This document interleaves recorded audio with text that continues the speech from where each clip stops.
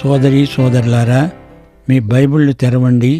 ఈరోజు మన పాఠం 2 కొరింథీ పత్రిక 2వ అధ్యాయం 1 నుండి 17వ వచనం వరకు. సావధానంగా వినండి. పౌలు కొరింథీ సంఘస్థులకు ఈ 2వ ఉత్తరం రాస్తూ అంటున్నాడు, నేను దుఃఖముతో మీ వద్దకు తిరిగి రానని నా మట్టుకు నేను నిశ్చయించుకున్నాను. నేను మిమ్మును దుఃఖపరిచిన ఎడల నా చేత దుఃఖపరచబడిన వాడు తప్ప మరెవరు నన్ను సంతోషపరుస్తారు? నేను వచ్చినప్పుడు ఎవరి వలన నేను సంతోషము పొందతగిందో వారి వలన నాకు దుఃఖము కలగకుండా ఉండాలని ఈ సంగతి మీకు రాశాను. నా సంతోషము మీ అందరి సంతోషముగా మీరు భావిస్తున్నారని మీ అందరి యందు నమ్మకము కలిగి ఇలాగు రాశాను. మీకు దుఃఖము కలగాలని కాదు గాని మీ ఎడల నాకు కలిగి ఉన్న అత్యధికమైన ప్రేమను మీరు తెలుసుకోవాలని నిండు శ్రమతో మనోవేదనతో ఎంతో కన్నీరు విడుస్తూ మీకు రాశాను. శ్రోతలు వింటున్నారా? దేవుని బిడ్డ ఎవరైనా పాపం చేస్తే అతన్ని తగుమాత్రం క్రమశిక్షణ ద్వారా పూర్వస్థితికి రప్పిస్తే అతనికది ఎంతో ఆదరణ. దేవుని ఆదరణను గురించి ఈ 2 కొరింథీ పత్రికలో ఎన్నో సత్యాలను పరిశుద్ధాత్మ మనకు నేర్పుతున్నాడు. పౌలు ఇంతకంటే ముందుగా కొరింథుకు ఎందుకు రాలేదో వివరంగా చెబుతున్నాడు. కొరింథీ సంఘంలో పాపానికి ఒడిగట్టిన ఆ వ్యక్తి విషయం ప్రస్తావిస్తున్నాడు. క్రీస్తునందు మనకు అత్యధిక విజయమిచ్చే దేవునికి స్తోత్రము అని చెప్పి ఈ అధ్యాయాన్ని ముగిస్తాడు. మొదట్లో పౌలు కొరింథీ సంఘంలో ప్రవర్తిల్లే పరిస్థితులకు వైఖరులకు ఎంతో నిరుత్సాహపడ్డాడు. అలాంటి సందర్భంలో ఒకవేళ తాను కొరింథుకు వచ్చి ఉంటే అతనికి ఎంతో మనస్తాపం కలిగి ఉండేది.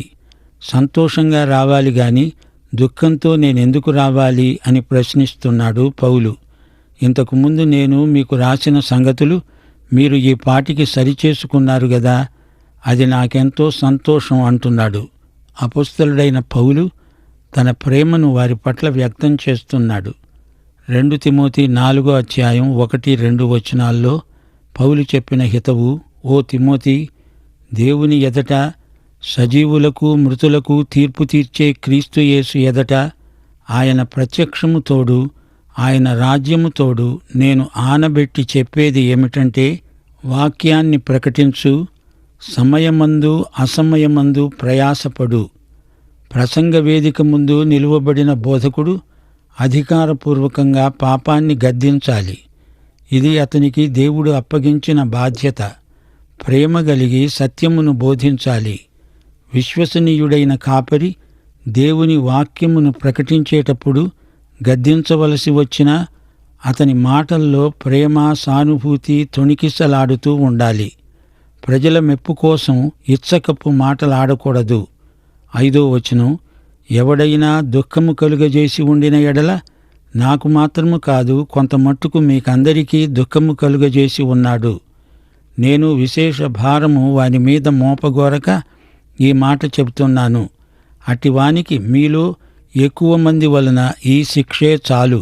గనుక మీరిక వాణ్ణి శిక్షించక క్షమించి ఆదరించడము మంచిది. లేని ఎడల ఒకవేళ వాడు అత్యధికమైన దుఃఖముతో మునిగిపోవచ్చు. కావున వాని ఎడల మీ ప్రేమను స్థిరపరచవలనని మిమ్మల్ని బతిమాలుకుంటున్నాను. మీరు అన్ని విషయములలో విధేయులై ఉన్నారేమో అని మీ యోగ్యత తెలుసుకోవడానికే గదా పూర్వము రాశాను. మీరు దేని గూర్చి అయినా ఎవరిని క్షమిస్తున్నారో నేను వాణ్ణి క్షమిస్తున్నాను. నేను ఏమైనా క్షమించి ఉంటే సైతాను మనలను మోసపరచకుండా ఉండేటట్లు మీ నిమిత్తము క్రీస్తు సముఖమునందు క్షమించి ఉన్నాను. సైతాను తంత్రములను మనము ఎరుగని వారము కాము. శ్రోతలు, పౌలు తన మొదటి పత్రికలో కొరింథీ సంఘస్థులు తమ మధ్య పాపాన్ని ఉండనిచ్చినందుకు వారినెంతో గద్దించాడు. ఒకడు ఒక స్త్రీతో అక్రమ సంబంధం పెట్టుకున్నాడు. ఆమె అతనికి వరసకు తల్లి అవుతుంది. ఇది నీచాతి నీచమైన లైంగిక నేరం. దాన్ని చూచి చూడనట్లు కండ్లు మూసుకొని మేము భక్తిగలవారమని ప్రగల్భాలు పలుకుతున్నారు. అన్యులలో కూడా అలాంటి పాపం జరగదు. గాని కొరింథీ సంఘ సభ్యులు తమకేమీ పట్టనట్లే వ్యవహరిస్తున్నారు. 1 కొరింథీ 5:13 పౌలు అన్నాడు, ఆ దుర్మార్గుణ్ణి మీలో నుండి వెలివెయ్యండి. సంఘం అనగా స్థానిక సమాజం. పౌలు చెప్పినట్లే వారు చేశారు. పాపం చేసిన ఆ వ్యక్తిని బహిష్కరించారు, వెలివేశారు. తాము ఆ వ్యక్తిపై క్రమశిక్షను అమలుపరిచారు. ఆ తరువాత ఆ వ్యక్తి పశ్చాత్తప్తుడై తన పాపాన్ని ఒప్పుకున్నాడు. ఇప్పుడు సంఘమేమి చెయ్యాలి? అతన్ని క్షమించాలి. మీరు అతన్ని చేర్చుకోకపోతే అతను దుఃఖంతో కుమిలిపోతాడు. అతన్ని క్షమించండి, సహవాసంలోకి తిరిగి రానివ్వండి. మీరతన్ని చేర్చుకోండి. గలతీ పత్రిక 6:1 పౌలు ఇదే మాట అన్నాడు. సహోదరులారా, ఒకడు ఏ తప్పిదములోనైనా చిక్కుకొన్న ఎడల ఆత్మ సంబంధులైన మీలో ప్రతివాడు తాను శోధింపబడతానేమో అని తన విషయమై చూచుకుంటూ సాత్వికమైన మనస్సుతో అట్టివాణ్ణి మంచిదారికి తీసుకురావాలి. సైతాను మనల్ని అటో ఇటో పడద్రోయాలని చూస్తుంటాడు. అవినీతి అనేది మనకు కనపడకుండా మభ్యపెడతాడు. పాపం ఏ రూపంలో ఎంత పరిమాణంలో కనిపించినా దాన్ని నిర్దాక్షిణ్యంగా ఖండించాల్సిందే, దాన్ని తొలగించాల్సిందే. పశ్చాత్తప్తుడైన వ్యక్తిని క్షమించాలి. కొందరు కఠిన చిత్తులుంటారు. వీరు ఒక పట్టాన ఇతరుల మారు మనస్సును గుర్తించరు, అంగీకరించరు, క్షమించరు. ఈ వైఖరి సైతానీయమైనది. క్షమించే బుద్ధి లేని విశ్వాసులు సైతాను చేతిలోకి పోయి పడుతున్నారు. కొన్ని సంఘాలలో పాపాలు ఒప్పుకునేవారు లేరు, మరికొన్ని సంఘాలలో ఒప్పుకున్నా క్షమించేవారు లేరు. క్షమించే గుణం దేవుని లక్షణం. అవతలి వ్యక్తిలోని పాపం బాగా కనపడుతుంది గాని కొందరికి అదే పాపం తాము చేసే సాధ్యత ఉంది అనిపించదు. పాపం చేసిన వ్యక్తి తన పాపాన్ని ఒప్పుకుంటే సాత్వికమైన మనస్సుతో అలాంటి వ్యక్తిని క్షమించి దాన్ని అంతటితో మరిచిపోవాలి. అతన్ని చేర్చుకోవాలి, ప్రేమించాలి, సహవాసంలో అతన్ని బలపరచాలి. ఇది క్రీస్తు శరీరంలో గొప్ప పరిచర్య. 12 క్రీస్తు సువార్త ప్రకటించడానికి నేను త్రోయకు వచ్చినప్పుడు ప్రభువునందు నాకు మంచి సమయం ప్రాప్తించి ఉండగా సహోదరుడైన తీతు నాకు కనపడనందున నా మనస్సులో నెమ్మది లేక వారి యొక్క సెలవు తీసుకొని అక్కడి నుండి మాసిదోనియాకు బయలుదేరాను. క్రీస్తునందు మమ్మను ఎల్లప్పుడూ విజయోత్సవంతో ఊరేగిస్తూ మా ద్వారా ప్రతి పట్టణమందు ఆయనను గూర్చిన జ్ఞానం యొక్క సువాసనను కనపరుస్తున్న దేవునికి స్తోత్రం. రక్షించబడే వారి పట్ల, నశించే వారి పట్ల మేము దేవునికి క్రీస్తు సువాసన అయి ఉన్నాము. నశించే వారికి మరణార్థమైన మరణపు వాసనగాను, రక్షించబడే వారికి జీవార్థమైన జీవపు వాసనగాను ఉన్నాము. కావున ఇట్టి సంగతులకు చాలిన వాడెవడు? దేవుని వాక్యమును కలిపి చెరిపే అనేకుల వలె ఉండక నిష్కాపట్యము గలవారము, దేవుని వలన నియమింపబడిన వారము అయి ఉండి క్రీస్తునందు దేవుని ఎదుట బోధిస్తున్నాము. పౌలు త్రోయకు వచ్చాడు. అక్కడ సువార్త సేవకు తలుపులు బార్లాగా తెరువబడి ఉన్నాయి. దేవుని చిత్త ప్రకారమే పౌలు కొంతకాలం అక్కడే ఉండిపోయాడు. కొరింథు ప్రయాణం రద్దు చేసుకున్నాడు. పౌలు నిలకడ లేనివాడు, కార్యక్రమం తరచుగా మార్చుకుంటాడు అని కొందరు అపోహపడ్డారు. కాని వాస్తవం అది కాదు. పౌలు దేవునికి పూర్తిగా విధేయుడు. సువార్త సేవలో దేవుడు చూపిన అవకాశాలను తన దేవునికి విధేయుడై వాడుకున్నాడు. పౌలు త్రోయలో సువార్త ప్రకటిస్తున్నాడు, కనిపెట్టాడు. గాని తీతు జాడ కనపట్టం లేదు. తీతు వస్తాడని, కొరింథులో సంఘ పరిస్థితులను గురించి వార్త తెస్తాడని పౌలు చూచాడు. అక్కడి నుంచి బయలుదేరి ఫిలిప్పుకు, మాసిదోనియకు పౌలు తరలి వెళ్ళాడు. తీరా తీతు అక్కడికే వచ్చి పౌలును కలుసుకున్నాడు. కొరింథీ సంఘంలో పరిస్థితులు బాగున్నాయని, పాపంలో జీవిస్తున్న ఆ వ్యక్తి పశ్చాత్తప్తుడయ్యాడని, అతన్ని తిరిగి సహవాసంలో చేర్చుకున్నారని తీతు వార్త తెచ్చాడు. పౌలు ఎంతో సంతోషించాడు. సువార్త సేవ జయప్రదమైనది. సువార్తలో మహాశక్తి నిక్షిప్తమై ఉంది. నీవు, నేను ఈ రోజున ప్రకటించే దేవుని వాక్యంలో, క్రీస్తు సువార్తలో శక్తి ఏమాత్రమూ తగ్గిపోలేదు. క్రీస్తునందు సువార్తకు, సువార్తికులకు జయం, దిగ్విజయం. సువార్త సేవ అంటే జైత్రయాత్ర. రోమా చక్రవర్తి జయించి ఊరేగింపుతో వస్తాడు. రోమా సామ్రాజ్యం ఆ రోజుల్లో ఎన్నో జైత్రయాత్రలు చేసింది. జయించిన రాజు లేదా రాజప్రతినిధి రోము పట్టణంలోకి ఊరేగింపుగా వస్తున్నాడు. అదొక బ్రహ్మాండమైన విజయోత్సవం. ఉదయం మొదలైన ఊరేగింపు రాత్రి వరకు కొనసాగుతూనే ఉంటుంది. అతడు శత్రుదేశాల నుండి కొల్లగొట్టుకు వచ్చిందంతా ప్రదర్శిస్తారు, జయధ్వానాలు చేస్తారు. రాజు చెరపట్టి తెచ్చిన యుద్ధ ఖైదీలున్నారు. ఆ తరువాత వారిని విడుదల చేస్తారు. అంతటా వారు ఈ దేశంలోనే ఉండిపోతారు. అది విజయోత్సవ దర్శనం. పౌలు మనస్సులో ఈ సన్నివేశం మెదిలింది. విజయోత్సవం ఊరేగింపులో రాజకీయ ఖైదీలు సంకెళ్లలో ఉంటారు. వారిని ఆ తరువాత ఉరితీస్తారు. ఊరేగింపు పొడుగునా సాంబ్రాణి ధూపం వేస్తుంటారు. ఈ విజయానికి కారకులైన దేవతల పేర్లు చెబుతూ సాంబ్రాణి ధూపం వేస్తారు. ఈ ధూపం పొగతో జనం ఉక్కిరిబిక్కిరైపోతారు. ఇక్కడ పౌలు అంటున్నాడు, క్రీస్తునందు ఎల్లప్పుడూ మమ్ములను విజయోత్సవముతో ఊరేగించే దేవునికి స్తోత్రం. క్రీస్తునందు మనకు ఎన్నడూ అపజయం కలగదు, ఎల్లప్పుడూ విజయమే. ఏథెన్సులో గాని ఎఫెస్సులో కాని అన్ని చోట్ల నాకు జయం, దిగ్విజయం అంటున్నాడు అపొస్తలుడు. యేసును గూర్చిన జ్ఞానం యొక్క సువాసన మాలో నుండి ప్రతి స్థలమందు గుబాళిస్తోంది. ఈ పరిమళ ధూపవాసన అన్ని స్థలాలలో, అన్ని సమయాల్లో మాలో నుండి బయలుదేరుతోంది. ఈ జైత్రయాత్రలో కొందరికి విడుదల, కొందరికి మరణశిక్ష. మరణార్థమైన మరణపు వాసన కొందరికి, జీవార్థమైన జీవపు వాసన మరికొందరికి. ఇట్టి సంగతులు పూర్తిగా ఎవరు గ్రహించగలరు? దేవుని వాక్యమును ప్రకటించడం కంటే గొప్ప భాగ్యం మరేముంది? లోకంలో ఇంతకంటే గొప్ప పదోన్నతి మరొకటి లేదు. సువార్త ప్రకటించే వారిని విజయోత్సవంలో జైత్రయాత్ర చేయిస్తాను అంటున్నాడు ప్రభువు. ప్రతిరోజు ఎవరో ఒకరు మన సేవ ద్వారా ప్రభువును అంగీకరించటం కంటే గొప్ప విజయం మరొకటి లేదు. దేవునికి స్తోత్రం. రక్షించబడే వారికి మనం జీవపు వాసన. మన సువార్త విని ప్రభువును తిరస్కరించే వారి గతేమిటి? అలాంటి వారికి మన వాసన మరణపు వాసనే. గెలుపు యేసు ప్రభువుదే. ఆయన నీకు రక్షకుడైనా తీర్పరి అయినా ప్రతి మోకాలు ఆయన ఎదుట వంగక తప్పదు. ప్రతి నాలుక ఆయన ప్రభువని ఒప్పుకోక తప్పదు. ఇట్టి సంగతులకు చాలిన వారెవరు? ఒకరికి మనం జీవార్థమైన జీవపు వాసన, మరొకరికి మరణార్థమైన మరణపు వాసన.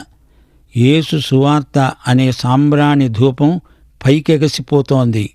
కొందరు రక్షించబడితే కొందరు సువార్తను తిరస్కరించి నశిస్తున్నారు.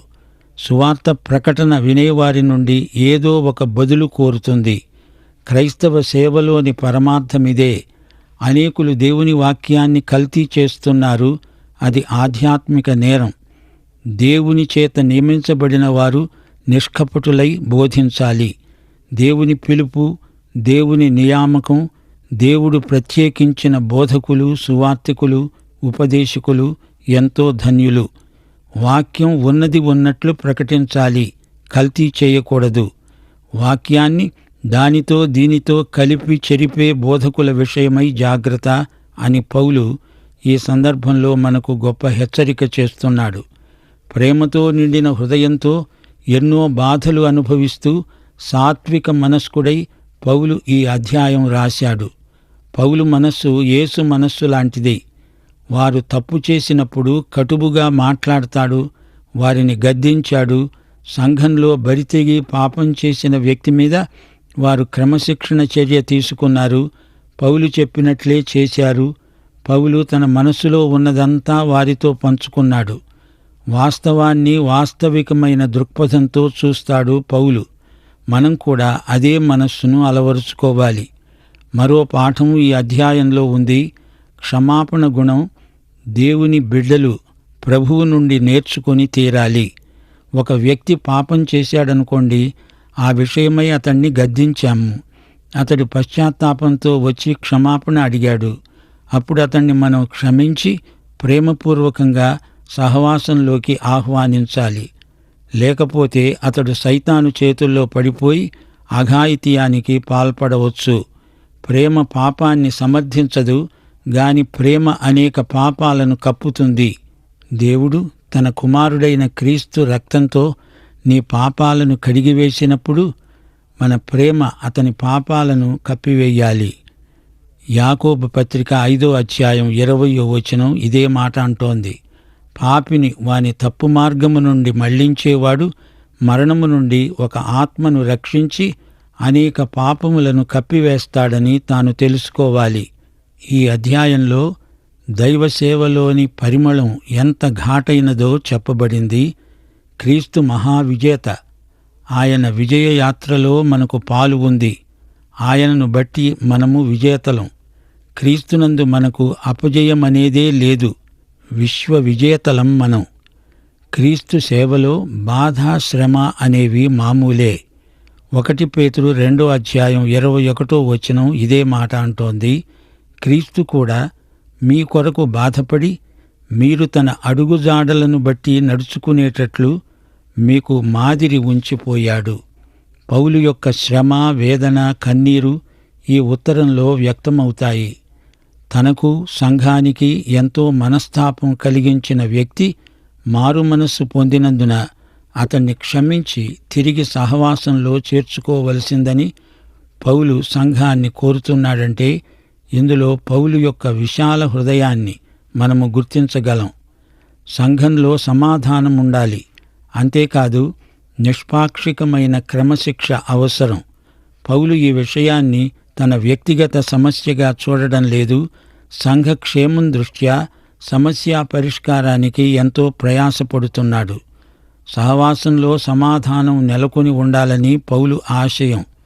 విమర్శ గాని గద్దింపు గాని వారిని నొప్పించాలని కాదుగాని వారి క్షేమమును గురించిన శ్రద్ధను బట్టి పౌలు కఠినంగా మాట్లాడాడు.